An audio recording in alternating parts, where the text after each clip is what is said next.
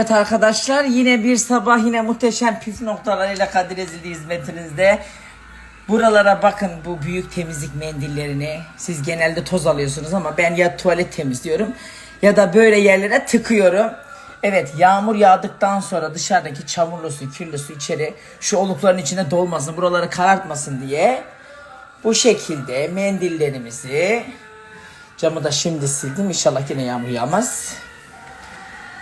Bakın bu şekilde içine oturtturuyorum. Şimdi elimde tek telefon, bir elimde diye yapamıyorum. Bak böyle oturtturuyorum.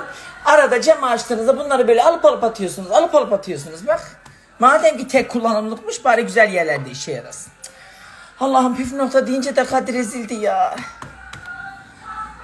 Bugün gene sanki yağmur geliyor gibi ama silmekten de vazgeçemedim.